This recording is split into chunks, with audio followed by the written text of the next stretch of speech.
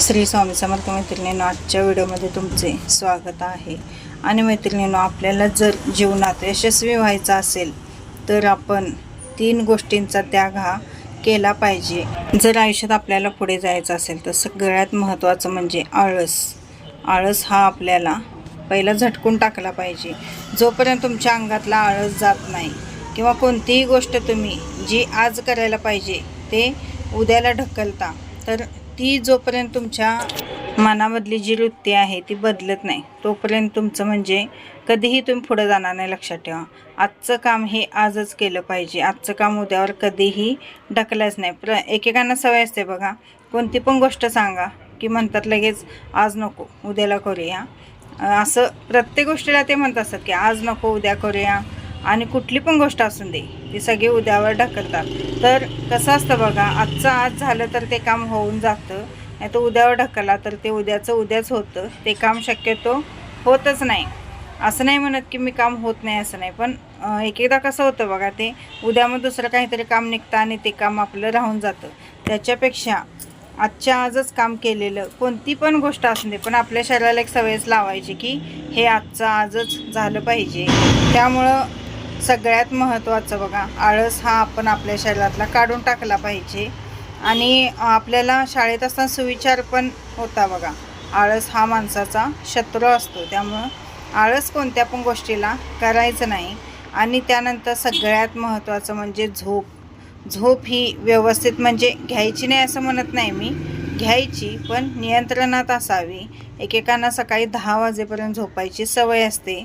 कसं होतं बघा, असं म्हणतात की जो माणूस उशिराने उठतो तो सगळ्या गावाचा आळस घेऊन उठतो। म्हणजे आपण उठल्या उठल्या कसं असतं, आपल्याला आळस द्यायची सवय असते आणि तो आपण आळस अंगातनं बाहेर काढून टाकतो। मग तो आळस कुठे जातो तर जी झोपलेली माणसं असतात त्यांच्या अंगावर जातो असं म्हणतात। त्यामुळं आळस हा शक्यतो झटकून टाकायचा आणि सकाळी लवकर उठायचं। लवकर म्हणजे कमीत कमी सूर्य उगवायच्या आधी एक 15-20 मिनटं तर आपण उठलं पाहिजे, कारण त्यावेळी वातावरणात ज्या लहरी असतात त्या आपल्या मनाला प्रसन्न करतात आणि त्यामुळे आपला दिवससुद्धा एकदम फ्रेश जातो। आपल्या शरीरच कसं होतं, व्यवस्थित राहतं लवकर उठल्यामुळं, त्यामुळे आपला दिवस सगळा फ्रेश जातो।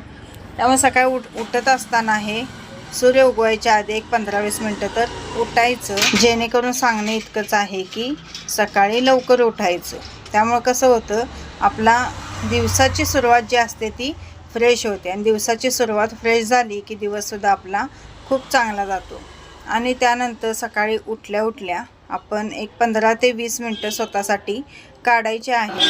ते म्हणजे मग तुम्ही योगासनं करा किंवा फिरा, कोणताही व्यायाम करा तुम्ही, पण एक 15 ते 20 मिनटं तुम्ही व्यायाम करा। अगदी घरातल्या घरात चाला, पण चाला। त्यामुळं कसं होतं बघा, अगदी तुम्ही आंघोळीचं पाणी जरी ठेवून घरातल्या घरात जरी योगासनं केला किंवा घरातल्या घरात जरी फेऱ्या मारला तरीसुद्धा चालेल, किंवा तुमच्या घराच्या वर टेरेस असेल तर टेरेसवर जरी फेऱ्या मारला तरीसुद्धा चालेल। पण सकाळी एक 15-20 मिनटं आपण आपल्याला द्यायची। आणि जर तुमचं आरोग्य व्यवस्थित राहावं असं वाटत असेल तर आपल्याला योगासनं ही केलीच पाहिजेत। योगासनं करा, व्यायाम करा आणि आहार आपला व्यवस्थित पाहिजे। लक्षात ठेवा, वेळच्या वेळी जेवण आणि वेळेत झोप पण पाहिजे। आणि दुपारची जी झोप असते ती दुपारची झोप अजिबात घ्यायची नाही। दुपारची झोप घेतल्यामुळे सुद्धा खूप लोकांना आजार होत आहेत। तुमचा दुपारचा वेळ कसा सत्कारणी लागेल हे तुम्ही बघा। आता महिलांसाठी मी सांगेन, मागच्या व्हिडिओमध्ये पण मी सांगितलेलं बघा की घर बसल्या आपण कोणकोणते व्यवसाय महिला करू शकतात।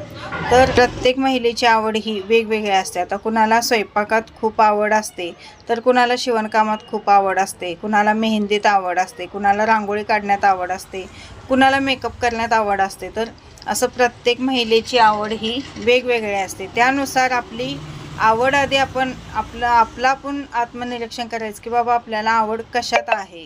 त्यानुसार मग आपण काय करायचं आहे तर त्या क्षेत्रात काहीतरी शिकण्याचा प्रयत्न करायचा आहे। उदाहरणार्थ तुम्ही घर बसल्या, आता तुम्हाला स्वयंपाकात जर आवड असेल तर तुम्ही घर बसल्या डबे वगैरे बनवू शकता, किंवा कोणत्याही ऑर्डरी असतील बघा। आता गौरीच्या वेळी शिदोरी वगैरे द्यायला पुरणपोळीची ऑर्डर असते, परत लाडू खाजा याची ऑर्डर असते, दिवाळीच्या वेळीसुद्धा ऑर्डर असते, तर त्या तुम्ही ऑर्डर घेऊ शकता किंवा लोणची पापड करून विकू शकता.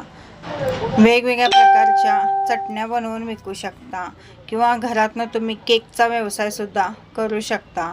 उन्हाळ्यामध्ये तुम्ही सांडगं पापड असेल ते सुद्धा घरच्या घरी करून तुम्ही विकू शकता. शेवया असतील, आता शेवयामध्ये पण खूप प्रकार आहेत बघा. कॅडबरच्या शेवया आहेत, परत पायनॅपलच्या आहेत, मँगोच्या आहेत, अशा वेगवेगळ्या शेवयासुद्धा असतात. तर त्यासुद्धा तुम्ही करून म्हणजे विकू शकता. लोणची पापड तर कसं आपण बारमाही विकू शकतो, त्यामुळे लोणची पापड विकू शकता. घर बसल्या तुम्ही काहीही करू शकता. लक्षात ठेवा, स्वयंपाकाची ज्यांना आवड आहे त्यांना तर खूप म्हणजे असं चॉकलेट वगैरे सुद्धा तुम्ही घरच्या घरी बनवून विकू शकता. आता लॉकडाऊनमध्ये तर भरपूर जणांनी केकचा व्यवसाय घरच्या घरी चालू केला आणि आता लोक शक्यतो बेकरीपेक्षा असं घरगुती कोण म्हणजे विकत असेल तर त्यांच्याकडनं घ्यायला पसंत करतात. कारण की बेकरीमध्ये कसं पण बनवलेलं असतं, तर घरच्या घरी बनवलेलं घरगुती कसं स्वच्छ व्यवस्थित असतं. त्यामुळं घरगुती व्यवसायाला सुद्धा खूप प्रोत्साहन आहे आणि घरगुती खानावळ जरी तुम्ही चालू केला तरीसुद्धा चालेल. आता ज्यांना म्हणजे व्यवस्थित बघा, म्हणजे एक महिलांचं असं असतं व्यवस्थित दुसऱ्याचं मन वळवता येतं, म्हणजे त्यांचा स्वभावच तसा असतो की ते स्वतःच्या बोलण्याने दुसऱ्याला आकर्षित करतात. तर त्या बायकांनी स्वतःचा कपड्याचा व्यवसायसुद्धा केला तर चालेल. तुम्ही जे लेडीजचे अंडरगार्मेंट्स असतील किंवा लेडीजचे सगळी कपडे, साड्या वगैरे असतील, ड्रेस असतील, तर ते तुम्ही विकू शकता.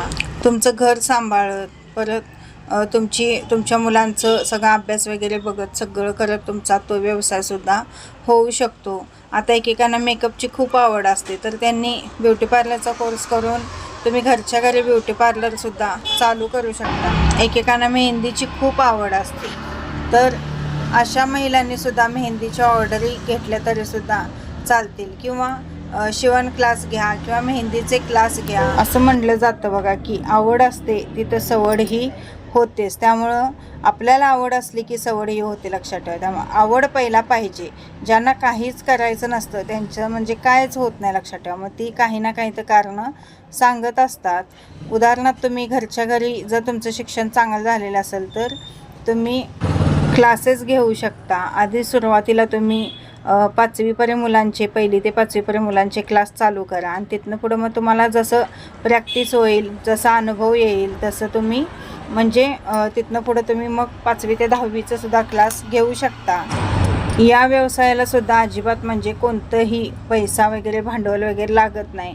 फक्त तुम्हाला एक ब्लॅकबोर्ड लागणार आणि खडू लागणार, एवढंच लागणार आहे. पण टॅलेंट मात्र तुम्हाला वापरावं लागणार आहे, कारण तुम्हाला व्यवस्थित तुमचं शिक्षण झालेलं पाहिजे आणि आपण जे शिकवतो ते समोरच्या मुलांना कितपत समजतं, काय समजतं याचा अभ्यास तुम्हीसुद्धा करून त्याच्या अंदाजानुसार मग तुम्हालासुद्धा म्हणजे त्यांना जर समजत नसेल तर तुम्ही तुमची शिकवण्याची पद्धत वगैरे बदलून मग शिकवलं पाहिजे. पण सकाळी 1-2-3 तास आणि संध्याकाळी 1-2-3 तास जर तुम्ही दिला तर तुमचा हाही व्यवसाय खूप चांगला आहे. त्यानंतर घर बसल्यासुद्धा उदबत्ती पॅकिंग असेल किंवा उदबत्ती बनवणं असेल, कापराचं सुद्धा मशीन मिळतं बघा. तर ते कापराचं मशीन आणून तुम्ही कापूरसुद्धा घरच्या घरी बनवून विकू शकता किंवा ज्या कापसाच्या वाती असतात त्यांचंसुद्धा पॅकिंग करून तुम्ही विकू शकता. असे वेगवेगळे भरपूर असे व्यवसाय आहेत जे आपण घर बसल्यासुद्धा करू शकतो. दिवाळीच्या वेळी फराळ वगैरेसुद्धा तुम्ही करून पॅकिंग करून विकू शकता. परत मसाल्यांचा व्यवसायसुद्धा तुम्ही करू शकता. मसाल्यांचा व्यवसायसुद्धा तुम्हाला म्हणजे भरपूर फायदेशीर आहे. पण त्यासाठी तुम्हाला थोड्या तुमच्या लोकलच्या जे दुकानदार असतील त्यांच्या संपर्कात राहून परत तुमच्या मसाल्याची जी क्वालिटी आहे ती चांगली ठेवावी लागणार, जेणेकरून तुमचा मसाला हा म्हणजे खपला गेला पाहिजे. त्यामध्ये आता तुम्ही धनेपूड, जिरेपूड, गरम मसाला या सगळ्या मसाल्यांचे, परत जी बॅडगी मिरची पावडर असते ती, लाल तिखट, कांदा लसूण चटणी हे सगळं, परत हळद पावडर हे सगळं तुम्ही विकू शकता. त्यानंतर घर बसल्या ड्रायफ्रूट्सचं जे पॅकिंग असतं बघा ते सुद्धा तुम्ही पॅकिंग करून आपल्या जवळच्या दुकानातने घालू शकता. तुमच्या घरामध्ये जर मनुष्यबळ असेल तर तुम्ही हॉटेल व्यवसायसुद्धा करू शकता. म्हणजे भजी असेल, वडा असेल, समोसे असतील किंवा पावभाजी असेल, मिसळ असेल, हे पदार्थ तुम्ही बनवून हॉटेलसुद्धा घालून तुम्ही विकू शकता. किंवा तुम्हाला शिवणकामाची जर आवड असेल तर तुम्ही शिवणकामामध्ये ड्रेस, ब्लाऊज, परत साडी पिको फॉल हे सुद्धा करू शकता. तुम्हाला ज्या व्यवसायामध्ये आवड आहे किंवा तुम्हाला आता कशात आवड आहे हे तुमचं तुम्ही शोधून काढायचं आणि त्यामध्येच थोडं आणखीन काहीतरी आपल्याला जास्त ज्ञान कसं मिळवता येईल, जास्त शिकता कसं येईल हे बघायचं. आणि जेणेकरून आपण त्यात भरपूर असं चांगली माहिती काढून किंवा चांगलं सगळं शिकून आपण आपला व्यवसाय चांगल्या पातळीवर नेऊ शकतो. टेलरिंग व्यवसाय तर हा 1 रुपयाही भांडवल न घालता करता येणारा व्यवसाय आहे. फक्त त्यात तुम्हाला आवड पाहिजे. कारण टेलरिंग व्यवसाय हा जितका सोपा वाटतो तितका सोपा नाही आहे, कारण तेवढंच किचकटसुद्धा आहे. आणि त्यामध्ये कसं असतं, डोकं खूप वापरावं लागतं आणि डोकं खूप खातंसुद्धा या व्यवसायामध्ये. त्यामुळं कसं असतं, आपल्याला आवड असली तर त्या म्हणजे क्षेत्रात आपण गेलेलं बरं. ज्याला आवड आहे तेच त्या क्षेत्रात म्हणजे व्यवस्थित काम करू शकतं. आणि जर आपल्याला आवड नसेल आणि दुसरं करते म्हणून आपण जर त्यात गेलो तर मग काय तो व्यवसाय व्यवस्थित होत नाही. त्यानंतर तुम्ही आरीवर्क शिकून घर बसल्या आरीवर्क ब्लाऊजवर करून देऊ शकता. आरीवर्क करायलासुद्धा 1,500-2 हजारच्या पुढंच म्हणजे चार्जेस आहेत. पण आरीवर्कचं सुद्धा घर बसल्या खूप छान व्यवसाय आहे. घर बसल्या जर तुम्ही 2 दिवसात एक ब्लाऊज जरी आरीवर्क केला तर कमीत कमी रोजचं तुम्हाला 600 ते 700 रुपये हजेरी पडते. सगळं जाऊन मी म्हणते 500 रुपये तरी हजेरी पडते. मग आपलं घर सांभाळत, आपली मुलं बाळं सांभाळत जर आपल्याला रोजचं 500 रुपये मिळालं तरीसुद्धा बास आहे. महिलांचं कसं असतं बघा, घर काम केल्यावर आपल्याला कोणीही पैसे देत नाही आणि आपल्या पण काहीतरी गरजा असतात, आपल्याला पण काहीतरी घेऊ वाटतं आणि प्रत्येक वेळी आपल्याला काहीतरी घ्यायचं असलं की आपल्याला दुसऱ्याकडे हात पसरावा लागतो. जेणेकरून आपल्या मुलांना काय लागलं किंवा आपल्याला काय घेऊ वाटलं तर घेण्यासाठी आपण स्वतःच्या स्वतः थोडं तर मिळवलं पाहिजे. जेणेकरून प्रत्येक गोष्टीला आपल्याला दुसऱ्यांकडे हात पसरावा लागू नये यासाठी आपण आपलं थोडं तर हातपाय हे हलवलं पाहिजेत. त्यामुळे आपण काही ना काहीतरी घर बसल्या, समजा जर पुरुषाने पोत्याने आणलं तर आपण एक मुठीने आणण्याची तर ताकद आपल्यामध्ये ठेवायची आणि माणसामध्ये जिद्द असावी. आपण काही ना काहीतरी करायचं. भले तो 1 रुपया मिळवा, पण स्वतःचं स्वतः तुम्ही मिळवा आणि त्या 1 रुपयामध्ये सुद्धा खूप मोठा आनंद लपलेला असतो. आता ज्यावेळी मी घरात असते, दुकानात येत नाही, तर त्यावेळी माझ्या एक मनाला अशी हुरहुर लागलेली असते की आपण आज कायच केलं नाही, दुकान बंद राहिलं, परत कायच केलं नाही, 1 रुपयासुद्धा आपण आज मिळवला नाही. उलट आणि मी काहीतरी म्हणजे बाहेरचं आणलं, आईस्क्रीम आणलं किंवा काहीतरी आणलं तर असं वाटतं की आपण आज काय मिळवलं नाही आणि विनाकारण आपण आज 10-20 रुपये खर्च केले, म्हणजे असं मनात येतं माझ्या.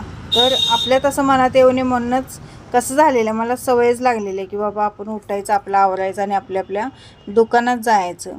त्यामुळं मला रोजची सवय झालेली आहे की एक 50 असून दे, 100 असून दे, 200 असून दे, कधी 300, 400, 500 कसं पण मिळवते मी, पण एक 50 रुपयेच तर मी काम करून येते. आणि तेवढं करून आले की मला खूप समाधान वाटतं. संध्याकाळी झोपसुद्धा खूप निवांत लागते की बाबा आपण आज एक 50 रुपयेच तर काम केलेलं आहे. आणि काहीच नाही जर केलं तर मग दिवसभर आपल्या मनाला असं वाटतं आपण काय केलं नाही, आज काहीच केलं नाही, दिवसभर आपण घरात पडून राहिलो असं वाटतं आणि विनाकारणच आपले एवढे पैसे खर्च झाले, तेवढे पैसे खर्च झाले असं वाटतं. तर माझ्यासारखंच तुम्हालासुद्धा वाटत असणार आहे, कारण प्रत्येक स्त्रिया ह्या आपल्या घरासाठी, आपल्या मुलाबाळांसाठी, आपल्या संसारासाठी काही ना काहीतरी वस्तू घ्यायची असते किंवा स्वतःसाठी काहीतरी घ्यायचं असतं.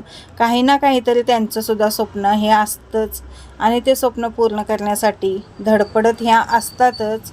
पण कसं असतं, एकेकांच्यामध्ये धाडस असतं आणि एकेकांच्यामध्ये धाडस नसतं.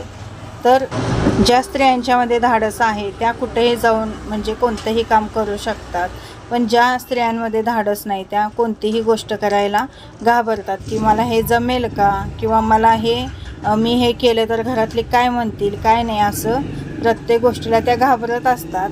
त्यामुळे त्या शक्यतो पुढे जात नाहीत. लक्षात ठेवा, ज्या स्त्रियांचा स्वभाव घाबरट आहे त्या स्त्रिया कधीही पुढे जात नाहीत, कारण की त्या भिवून सगळ्यांना घरातच राहतात. त्यामुळं कसं होतं, त्या बाहेर न पडल्यामुळे त्यांची कोणतीच प्रगती होत नाही, आर्थिक प्रगती होत नाही, मानसिक प्रगती होत नाही आणि त्यांचं खच्चीकरण होतं. त्यामुळं प्रत्येक स्त्रीला माझं एक सांगणं आहे की कुणालाही न भिता आणि काहीही न चुकीचं करता आपण बिनधास्तपणे आपली कामं म्हणजे कोणतंही काम असू दे पण केलं पाहिजे आणि चुकीचं कोणतं काम करायचं नाही आणि बिनधास्तपणे आपण मग बाहेर कोणतंही काम करायला घाबरायचं नाही. कारण की जिथं आपण चुकत नाही तिथं आपल्याला कोणीही बोलत नाही, लक्षात ठेवा. आणि जिथं आपण चुकतो मग तिथं आपल्याला सगळ्या गोष्टीला विरोध हा होतो. त्यामुळं चुकीचं करायचं नाही आणि व्यवस्थित आपण आपलं काम करत राहणे, घर व्यवस्थित सांभाळणे, परत घरातली जी जबाबदारी असते ती व्यवस्थित सांभाळण्याने आपण आपलं काम करणे. तसं जर तुम्ही केला तर तुम्हाला तुमच्या घरातली सुद्धा साथ देतील. तर मैत्रिणींनो, अशा पद्धतीने तुम्ही तुमच्यातले कोणते गुण आपल्या अंगात आहेत आणि आपण काय केलं पाहिजे हे हुडकून बघा आणि त्यानुसार तुम्ही काम करा. नक्कीच तुमची प्रगती होणार, नक्कीच तुमचं स्वप्न पूर्ण होणार. मैत्रिणींनो, व्हिडिओ कसा वाटला, माहिती कशी वाटली ते कमेंटद्वारे नक्की कळवा आणि व्हिडिओ शेवटपर्यंत बघितल्याबद्दल सगळ्यांचे खूप मनापासून धन्यवाद. भेटूया उद्याच्या व्हिडिओमध्ये. तोपर्यंत श्री स्वामी समर्थ.